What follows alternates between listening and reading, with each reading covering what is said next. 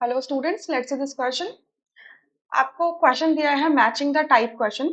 ठीक है, आपको दो कॉलम्स दिए हैं और आपको कॉलम्स क्या करने हैं, मैच करने हैं। ठीक है, कॉलम वन में आपको दे रहे हैं ऑर्बिटल्स और कॉलम टू के अंदर दिए हैं रेडियल नोड्स। क्या रेडियल नोड्स क्या होते हैं? ऐसे नोड्स, ऐसे प्लेन्स, ऐसे सरफेसेस होते हैं या ऐसा प्लेन्स होते हैं, ऐसा पॉइंट होता है जहां पर the probability of finding the electron in the spherical region is zero। Radial का मतलब होता है spherical region के अंदर वो ऐसा पॉइंट जहां पर या ऐसा प्लेन जहां पर इलेक्ट्रॉन के पाए जाने की प्रोबेबिलिटी जीरो होती है, उसको रेडियल नोड कहते हैं। तो रेडियल नोड को अगर मैं आर से रिप्रेजेंट कर दूं तो ये फॉर्मूला होता है इसका n-l-1। इस तरीके से हम रेडियल नोड निकालते हैं, where n is the principal quantum number जो बेसिकली एनर्जी लेवल प्रोवाइड करता है, हमें एनर्जी लेवल बताता है।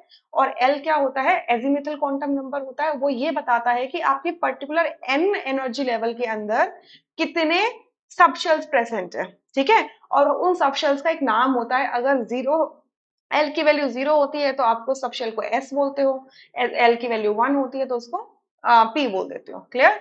और क्वांटम नंबर बेसिकली क्या होते हैं? आपके वो नंबर्स होते हैं, वो सेट ऑफ इंटीजर्स होते हैं, पॉजिटिव एंड नेगेटिव इंटीजर्स होते हैं जो बेसिकली आपके इलेक्ट्रॉन का एक कंप्लीट एड्रेस देते हैं। क्लियर कि वो कहाँ पर किस तरीके से रह रहा है। सो ये जो 3p लिखा हुआ है, अच्छा इसके लिए हमें हमें रेडियल नोड्स कैलकुलेट करनी है ना। सो मैं यहाँ पे ऐसे लिख दूं, ये आपका 3p लिखा है, यहाँ से मैं एल वैल्यू निकाल लूं और फिर फॉर्मूला में डाल दूं n-l-1 रेडियल नोड निकालने के लिए। सो 3p से n वैल्यू तो 3 निकल गई। अब p का मतलब क्या होता है? अगर मैं यहाँ पे आपके लिए लिख दूं l इज इक्वल्स टू 0 होता है तो उसको s कहते हैं, l इज इक्वल्स टू 1 होता है तो उसको p कहते हैं, l इज इक्वल्स टू 2 होता है तो उसको d कहते हैं, l इज इक्वल्स टू 3 होता है तो उसको f कहते हैं। ठीक है, तो यहाँ पे p लिखा है तो p का मतलब क्या हो गया? l वैल्यू 1 है। ठीक है, सो 3 माइनस, सॉरी ये 1 है, ये 1, 3 माइनस 1 माइनस 1, सो ये कितना आ जाएगा आपका? 3 माइनस 2 दैट इज 1 आ जाएगा। यानी कि इसके कितने रेडियल नोड्स होंगे? 1 होंगे। 3p के अंदर कितने रेडियल नोड्स प्रेजेंट होंगे आपके? 1 रेडियल नोड प्रेजेंट होगा। ठीक है, अच्छा सिमिलरली आप 3d के अंदर देखो। सो n वैल्यू तो 3 दिख गई हमें, 3 लिखा हुआ है ना इसके आगे। और d के लिए l वैल्यू कितनी होती है? 2 होती है। सो 3 minus 2 minus 1, it means 3 minus 2 is 1, 1 minus 1 is 0। तो इसके लिए हो जाएगा आपका 3d के लिए हो जाएगा p।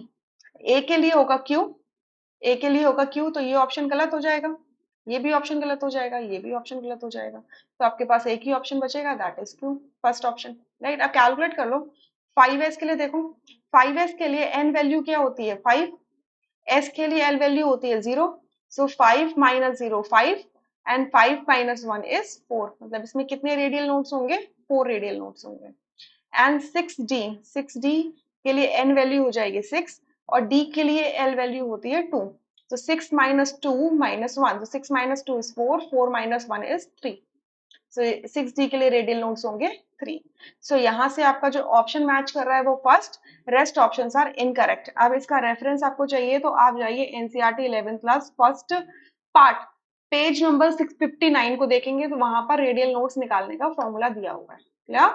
I hope you understood this question. Thank you.